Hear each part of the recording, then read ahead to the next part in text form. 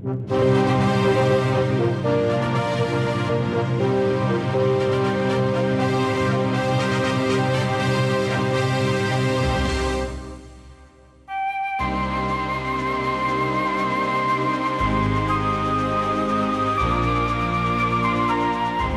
Tatarlar Tapşan Qaraysa Sayla Flora Abdullina, İsanmısız programıda көтерілəcек temalar. Qozan xanlığı şırında kitaplarını Qırımға satmaqşı bulalar. Yılda Мәскәү hükümetinin yollanğan qozaqları Qozan kırıvenin talay. Kitaplar yazmışı bilen beyli qıssаны iştirsiz. Şagirə Nəcibə Safina Ijevskida öz oquşuları bilen şıraşdı. Büyük şagir Qabla Tuqayның landışların rəssam Zemfira Bektaşova icad etken. Sənğatkar Rifqat Vahitov Tatar ziyallarının portretlerini tөгәлләү aldında. Yekaterinburg'da Ural Sandugachi festivali uzdi. Shaxslar sahifasida kompozitor Enver Sharafiyevning fikrlarini eshitasiz. Ziyoli 75 yoshlik yubileyini qutlovlar qabul etdi.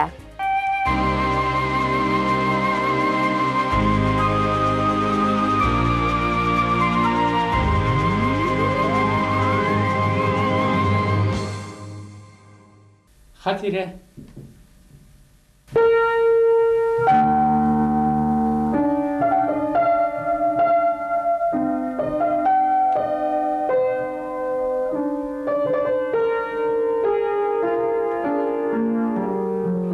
Композитор Enver Efendi Şarafiyev әлеге уен құралы пианиноны бірінші гонорарына алған була. Хатира әсәре узган гомерне искә төшерергә ярдәм итә.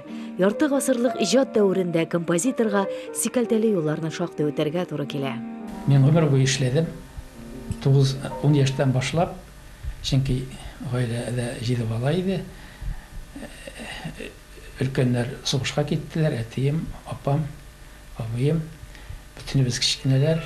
Ашарга шәрләр юк. Бүйük Ватан сугышы башланганда аңа бары 6 яшь була. Балалар йортында да тәрбияләнергә туры килә. Татар моңы музыка дөньясына алып кергән һәм тормышын гомере буе галиҗәнәп сәнгать белән бәйләргә уйлай. Еллар үтә, Казан дәүләт консерваториясын тәмамлый, хор ансамбльләр оештырырга да насыйп була. Музыка мәктәпләрендә яшь буынга белем дә биргән. Кыскасы бу мине үзенә күрә бер заманында ипи яшаткан инструмент. Хәзер баянын кулына сирәк ала, төймәләре эшкә бата башлады. Шуңа да композитор барлык әсәрләрен дә башкарып булмый. Иҗат дәврендә 200-дән артык җырлар язган. Сәнгать әһелләре аның әсәрләрен яратып башкара. Җырлагыз гармуннар, кошларның җырларын, сандугач җырларын, карлыгач җырларын.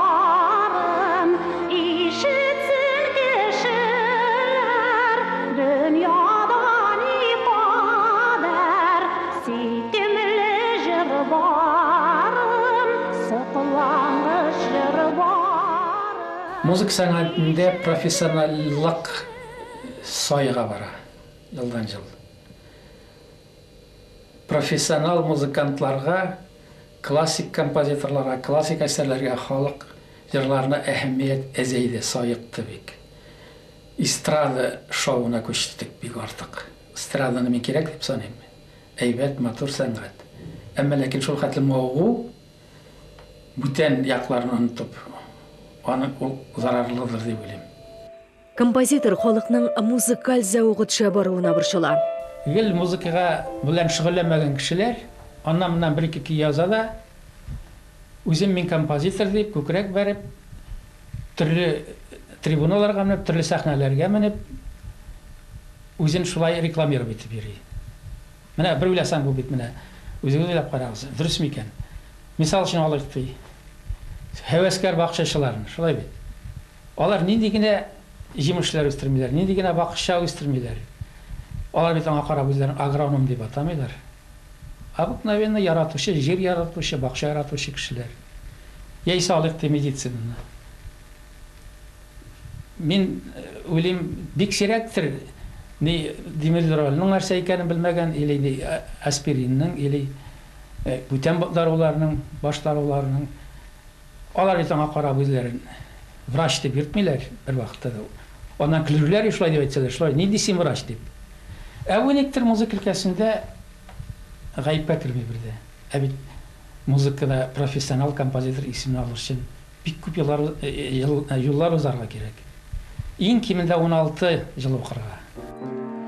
Классик әсәрләр сирәк яңгырый, фестивальләр үтә-үтүен. Узган ел Уфада композиторның скрипка һәм фортепиано өчен язылган әсәрләре яңгыраган.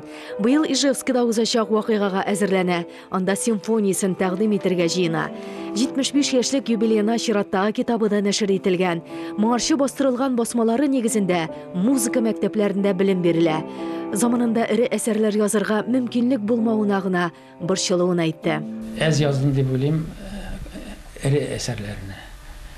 Симфониялар, операда язырга теләгем бар, минем балет язырга да, минем консерваторны бетергән җырларны күңелем кайнап тора музыка белән. Ну, кызганычка каршы, мин тиешле эштә тапмадым, эшләрлек поддержка дигәндәй, безнең өстәгеләрдән, Министерство культурадан, ул вакытта да бар инде, ул ничектер, хәзер дә бар шикелле, аерым кешеләрне үстерә торган кайбер ләрне күрәләр артык белән, кайберләрне вообще күрмәмешкә сабышалар. Менә мин шул күрмәмешкә сабышуларга кирдем ахыр. Кызлар каршы. Илһам чыганагы хатыны Румия ханым белән ярты гасырдан артык бергә гомер итәләр. Кызы Изәлә аныклары да яшәүләренә ям истәүчеләрдән. Яңа гына хөкүмәт җитәкчесе кулыннан хезмәтен олылаучы бүләк тә алуга ирешкән. Сәнгать дөньясында күңелен тырный торган урыннарның булуын безнең иҗат төркеменә кат-кат аңлатырга тырышты. Карагыз инде безнең опера театрын. Трибунадан кычкыралар, опера юк, фәлән дигән дип. Ну, эшләүче бармы соң анда татар композиторлары белән? Яранда безнең Резида Хиярова Тукайның юбилей уңае белән яза алды шундый, матур гына шундый опера. Аны куйдылар, рәхмәт аларга. Ә бит безнең союзда 59 кеше, 40 композитор, ашым бирмәй аларның күбесе язала менә шулай алар белән эшләүче булса өстән. Кызыксыну булса, заказ бирсәләр, аның өчен бит эшләргә кирәк, шул театр әһелләре дә эшләргә тиеш композиторлар. Ягъни темасын әйтеп подсказать тегеләй, булай, то есть соавторлык. Вот. Урысны куялар бит, то есть европейскийларны. Ул Европа операларын, конечно, без Москва аркылы бик әйбәт тыңлыйбыз. Алар тагын да әйбәтрәк куялар. Ну, шуңа карамастан аларның репертуарынан беткәне юк. Яшь буын вәкилләре арасында композиторлар бүлегенә керүчеләрнең саны кимәгән. Дөрес электә ишекне сирәк шакый торган булганнар. Хәзер инде бөтенләй ихтыяҗ булмаулыктан күрәсең, яшьләр башка һөнәрне сайларга омтыла. Безнең күп композиторлар татарча яза торган, алар бит күп түгел бит, бармак белән санарлык. Ну, кемдер бит кызыксынып безне менә шулай килеп чакырып, менә давай концертны оештырабыз, давай сценарийда с удовольствием җырлыйк, ярдәм итәрик. Үзе без катнашырык. Менә шул бергә эшләп итмәйбез.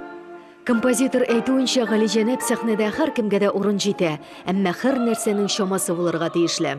Безнең татар булуыбызны бер җирдә дә, бер кайда да онытырга кирәкми дип уйлыйм.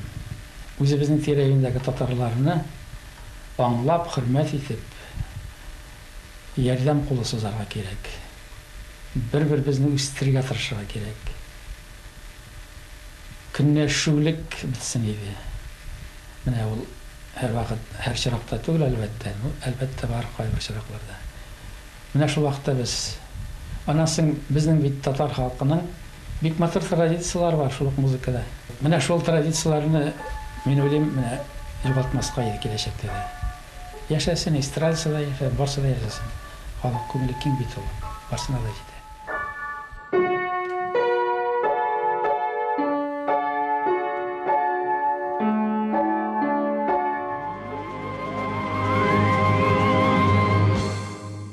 Хәзер татарлар тормышында булган вакыйгаларга кыскача күзәтү ясарбыз.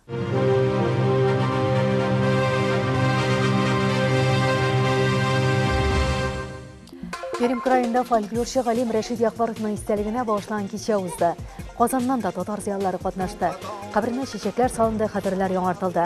Өлкәнең Бардар районында Яхбаров укулары 3нче тапкыр уздырылды. Галимнең "Сагынылды" дигән китабы да нәшер ителгән. Симферопольдә Җәмигъ мәчете төзеләчәк, булачак урынга таш салу тантанасы уздырылды. Киләчәк буыннарга мөрәҗәгать текстында зыялы Исмәгыйль Гаспраловның фикерләре дә урын алган. Удмуртия һәм Пермь краенда яшәүче татарлар арасында дуслык күпере салынган. Пермдә узган сәнгать фестиваленә Ижевскида иҗат итүче үзешчәннәрне дә чакырганнар. Файда кул эшләре осталарының иҗат җимешләреннән күргәзмә эшләде. Фестивальнең мәртәбәле кунагы композитор Мәсгуд ага Имашев ул якташларын җыры белән дә сөендергән. Гран-при иясе Разил Уразбаев. Сургутта татар җыры фестивале узды. Җыр моңны үз итүчеләр бер мәйданда чыгыш ясады. Татарлар дигән газетада нәшер итә башлаганнар. Анда якын тирә калаларда яшәүче татарлар тормышы яктыртыла. Алдыда безнең белән бергә булыгыз.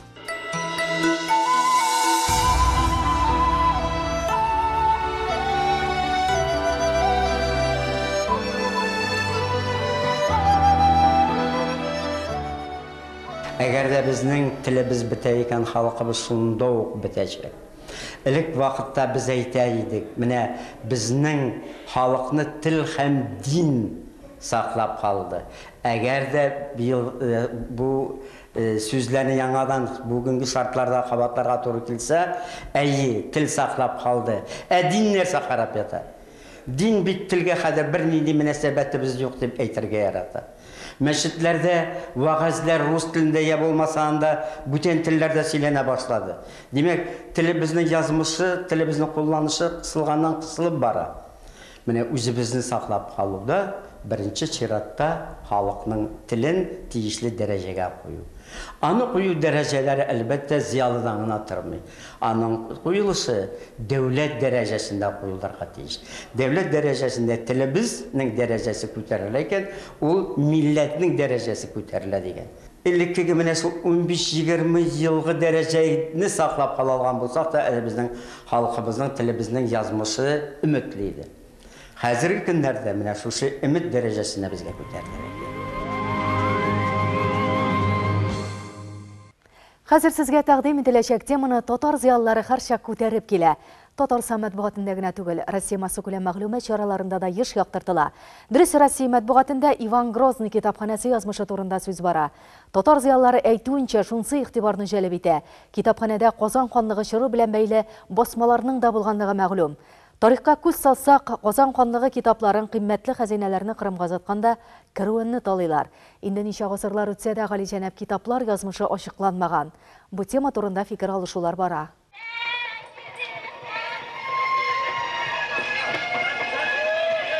В 1549 елның Казанның хәле авыр хәлдә булачагын чамалап, аның җитәкче даирәләре анда булган кыйммәтле китапларны саклап калу өчен Казаннан чыгарга карар итеп, аны Кәрвәнгә тиеп, Кырымга озатырга булалар. Идел буенда кичеккәндә, ягъни каядыр хәзерге Волгоград тирәсе булса кирәк инде, аларны мондагы казаклар, аларны инде Иван Грозный хөкүмәте яллап җибәрә, акча җибәреп, алар хезмәт итәләр шунда. Карваны тотып алалар да, андагы бөтен әйберләрне талыйлар һәм аның китапларын Мәскәүгә җибәрәләр. Нугай урдасы морзалары Иван Грознийдан Гаҗәйбел мәхлукат китабын сорыйлар, ләкин хөкүмәттән бездә андый басма юк дип җавап алына. Әлеге китап 1170 елда Иранда язылган. Иске татар теленә Шәйбәни хан буйрыгы белән тәрҗемә ителә. Энциклопедия характердагы бер әйбер. Монда ул китап 18 бүлеккә бүленә. Һәр бер бүлеге ниндидер бер мөгъҗизалар белән бәйле җирләр, шулай ук табигать, географиялар белән бәйле урыннар белән, тарихлар белән бәйле. Китапта мөселманнар өчен көн айларының кеше организмына тәэсире, төш юраулар, пәйгамбәрләр тарихы, Каф тауы, Һиндстан турында, гомумән бөтен дөнья цивилизациясын аңлап булган. Казанда берничә тапкыр нәшер ителә. Алим Марсель әфәнде Әхмәтҗанов кулындагысы 1906 елда бастырылган нөсхәсе, халыганы саклап кала алган.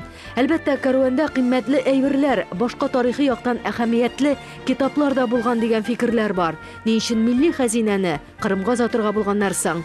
Кырым көчлерәк саналган, ышанычлырак, чөнки бит менә 1549 елны Сафагәрәй хан үлә. Мәскәү хөкүмәте туктаусыз һөҗүм алып бара, һәм Казанның ичендә тынычсызлык бар. Чөнки Казанның кайбер ниләре, хыянәтчеләрчә инде эш итәләр инде үзләренә.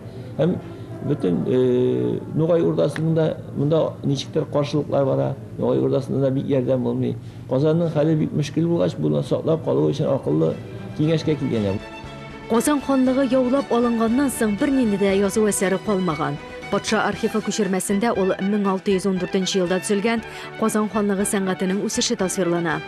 Ташка төшерелгән орнаментлар Казан ханлыгының кабер ташларында бар. Кабер ташларына күрсәтә бизәкнең комплексны, демәк, культура комплексны үскән, бөтен ягыннан да. Ташка, металлга сәнгатьтә, ташка сәнгатьтә, агачка сәнгатьтә, шәһәр төзү сәнгате дә, йортлар, сарайлар салу сәнгате дә, артиллерия, гаскәр оештырылды. Сүздә Казан ханлыгының төрле илләр белән элемтәсе булган, әйтеп Төркия, Урта Азия, Мисыр белән бәйләнешен әйтеп була. Мөхәммәд Әмин хан заманында Бабур хан, ягъни Урта Азиядан җибәрә моңа музыкантлар җибәрә, китаплар һәм ювелирлар җибәрә. Бабур да шагыйрь, Мөхәммәд Әмин дә шагыйрь. Мөхәммәд Әминнең менә инде 2 китабы табылды, аның шагыйрь булганлыгына. Төркиядә Мөхәммәд Әмин ханның шигырьләре басылган. Сүз уңайнашуында әйтү урынлыдыр. Бүгенге көнгә кадәр Төркия архивының 10% гына өйрәнелгән, ягъни татар халкының тарихына караган мәгълүматларны эзлисе бар. Ә инде Казан ханлыгы чорындагы хәзинәләргә килгәндә 12 насап, ягъни корабльгә тиягәннәр байлыгы. Тәхетне пушкаларында, алтыннарында, чөнки соңыннан бу менә кызыклай бер Питер I-нең 1680 еллар тирәсендә бер нәрсә акчасы да калмагач, ниндер Алексей Толстой бер бүлмәдә көнчыгыш савытлары белән тулган була, алтыннан. Казан ханлыгына кылса кирәк. Шуларны алтынга әйләндереп, ул үзенең яңадан гаскәрен коралландыра иде. Еллар үткән сайын әлеге тема яктыртыла тора, ягъни галимнәр фикеренчә, ул безне эзләнүләргә этәрә торган күренеш. Заманында галим Марсель әфәндегә татар зыялысы Нәкыяга Исәнбәт белән дә әлеге тема буенча фикер алышырга туры килгән. Зыялы әйтүенчә, 1612 елны Ялган Дмитрий II Мәскәүне алгач, архивта аның кулында була. Мәскәүдән алар архивларны Варшавага озатканнар дигән сүз бар инде. Варшавадан аларны озатканнар нигә дип әйтәләр? Ватиканга. Ватиканда булырга мөмкин, ләкин менә безнең Ватиканга барып, латин телләрендә яки анда киң итеп теләсә кайсы кул язманы укып укыяларлык безнең белгечләребез юк. Галим Марсель әфәнде Әхмәтҗанов Ватиканда Алтын Урда дәүләте белән бәйле мәгълүматларның да сакланганлыгын әйтте. Дрис андагы архив китапханәләрдә эзләнүләр алып барыр өчен күп телләрне белгән татар галимнәренең булуы шарт. Ә инде Казандагы борынгы китапларга килгәндә, аларның күбесе Касыйм ханлыгыннан килгән милли хәзинәләребез. Шагыйрә Нәҗибә Сафина Ижевскийда үз укучылары белән җырашты. Каләм ясе фикеренчә, чит төбәктә яшәүчеләр Казан, Татарстанда гомер итүчеләргә караганда рухи языкка мохтаҗрак. Һәм аларга үзләренә әлеге бушлыкны тутырырга туры килә. Очрашу мизгелләре. Ижевскийда яшәүче татарларга Казанда иҗат итүче әдипләр белән очрашу бәхете еш тими. Ике як эчендә бу рухи якынлык минутлары. Шагыйрә Нәҗибә Сафина иҗади сәфәрен Әгерҗи районыннан башлаган. Икенче көнне Ижевскийдагы 107 татар балалар бакчасында булган. Җәмигъ мәчетендә мөселман сыйныфларында белем алучы балалар белән очрашкан. Халыклар дуслыгы йортында Нәҗибә ханым белән очрашу көндезге сәгатьләргә туры килде. Бу вакытта яшьләр эштә, укуда, шуңа да җыелучылар нигездә өлкән буын. Җирле әдипләр, милли оешма вәкилләре иде. Бүгенге татарның Сират күперен чыгу чорында һәрбер татар язучысы бүген һәрбер татар яшәгән төбәкләрдә эшләргә тиеш дигән фикердә торам. Мине бирегә беркем дә җибәрмәде. Беркем дә командировка бирмәде. Мин үзем Әгерҗе татарлары, Удмуртия татарлары ничек яшиләр икән дип белергә килдем. Шагыйрә Ижевскийда милли балалар бакчасы ачылуы, халыклар дуслыгы йортының булуы, милли сәясәт министрлыгы эшләп килүенә соклануын белдерде. Үзенең шигырьләрен укыды. Бүгенге яшәешкә кагылышлы фикерләре белән уртаклашты. Мәктәпләрдә туган телне укытуның хәзерге торышына ризасызлыгын белдерде. Шагыйрә үзенең китапларын да алып килгән иде. Ижевскийда аларны табу мөмкин түгел, чөнки татарча әдәбиятны сата торган кибетләр юк. Нәҗибә Сафинаның шигырьләрен китап кибетләрендә табу бик авыр. Ул басылып чыгу белән шундук таралып бетә. Шуңа күрә мин инде китап кибетендә күрү белән күпләп алырга һәм үзем белгән танышларга таратырга тырышам. Аны кичкенә балалардан алып, улы яшьтәге әбиләргә, бабайларга кадәр шул кадәр яратып укыйлар. Шагыйрә Нәҗибә Сафина авылларда да булды. Ә Ижевскийда яшәүче татарлар мондай очрашулар дәвамлы булып, киләчәктә дә Казанда яшәүче язучыларның изе суынмас дигән өметтә тора. Быйыл Төрки дөнья татар халкының бүйük шагыйры Габдулла Тукайны искә алу вакыйгасына әзерләнә. Рәссамнәргә килгәндә һәркемнең үз Тукайы бар дисәк ялгыш булмас. Земфира Бекташева бүйük шагыйрьнең ландышларын сурәтләп, сәнгать әсәре иҗат иткән. Рифкат әфәнде Вахитов та Тукайның әдәби музеена чәчәкләр алып килгән. Музейда күргәзмә эшли башлады. Анда рәссамнар Тукай яраткан гөлләр иленә сәяхәткә чакыра.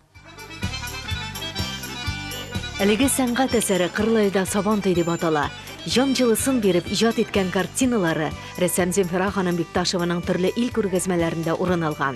Америка, Италия, Төркия, Япония, Һиндстанда яшәүче татарларның йортын бизей. Ландышта сандугач өзелеп сайрый, Тукайның шигырьләрен җырлый. Земфира ханымның иҗатында бүйük шагыйрь Габдулла Тукай аерым бер урынны билей. Кичләрен әбисе шагыйрьнең әкиятләрен сөйли торган булган һәм алар аны сәнгати дөньяга алып кергән. Без бит күп тыңлап аны үстек. Шуның өчен үз Тукайыбыз бар. Әтисе танылган рәссам Нәкыяга Бекташевның да йогынтысы зур. Остазлары сәнгатькәрләр Канафи Нафиков, Рәшит Имашев та тирә-юн матурлыгын күрергә ярдәм итүчеләр. Һәр рәссам үз уйларын, фикерләрен үз әсәренә төшерә. Вот нәрсә безнең бар җаныбызда, башыбызда, без үз әсәребезгә тапшырабыз. Хәзер Болгар темасын чагылдыра торган сәнгати әсәрен иҗат итә. Татарның рәссам Земфира ханым кабатланмас бизәкләре һәм төс байлыгы бар.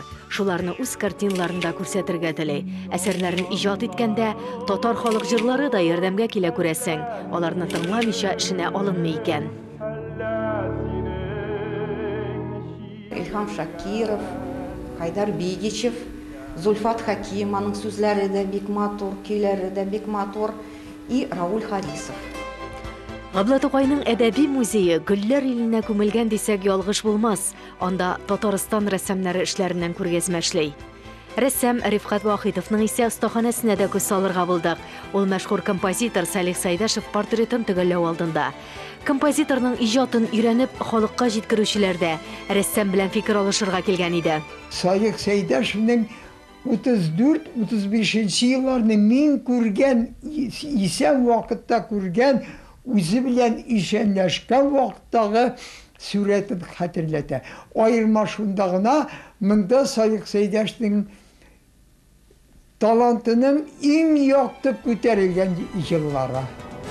Рәссам мәгърифәтче Ризаттин Фәхретдин сурәтендә иҗат иткән. Йөрәк тәкъдиме буенча үзем теләп. Әлеге сәнгать әсәрләре Болгарда ачылачак милли галереяда урын алыр дигән ниятдә тора. Улуг Мөхәммәд ханның да эскизын ясаган. Мин аны тәкъдим итәм. Бәлкем аны теге макетын күбек инде берәр эшләрим. Аннан әлбәттә мин скульптор түгел, берәр инде үземә якын булган скульптор белән инде аны эшләргә ният бар, насип булса. Әлегә бу мәсьәләдә фикер алышу бара. Рәссам тарихи темага еш мөрәҗәгать итә. Казан ханлыгы чорында әйтик әлеге эскизда Ибраһим ханның чит ил илчеләрен кабул итү күренешен тасвирлаган. Үзлектән уйлап чыгардым, ничектер күрсәтергә кирәк бит безнең шанлы дәрәҗәле заманыбызны. Сәнгатькәрләр, тарихчылар иҗат әһелләре белән аралашып торалар. Көрәш федерациясе тәкъдиме белән Сабантай әсәрен иҗат итәргә уйлый. Эскиз эшләнгән. Сәнгатькәрләргә яз иҗат ялкынын үсәргә ярдәм итә.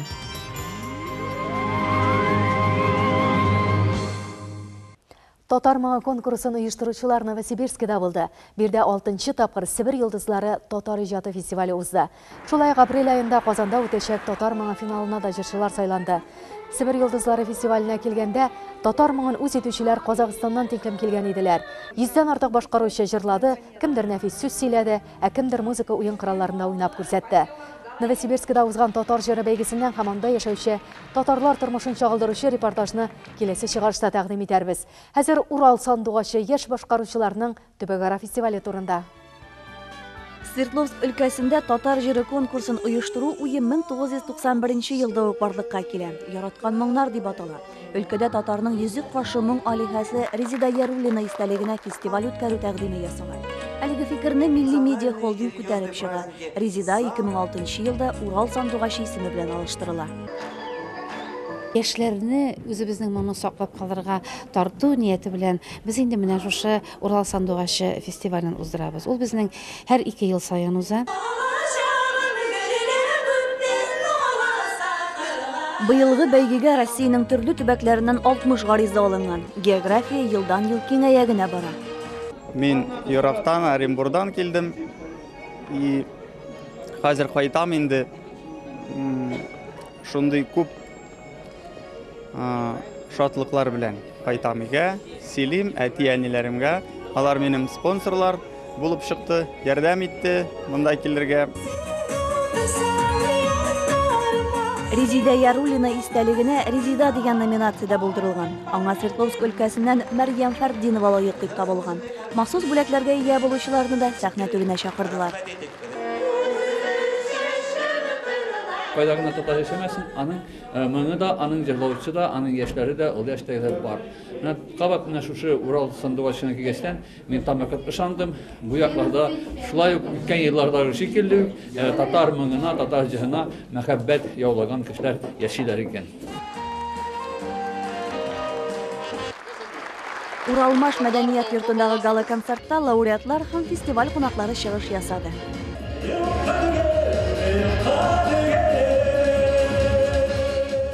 5 яшьтән 20 яшькә кылган номинациядә шактый гына яшьләрне күрү, хәтта бу номинациянең 20-дән 30-га кадәр булган караганда анда катнашучылар һәм андагы таныклар күбрәк тә булып чыкты. Менә шунысы бик сөендерде. Димәк, безнең яшьләр арасында татар моңы, татар җыры яши дигән сүз.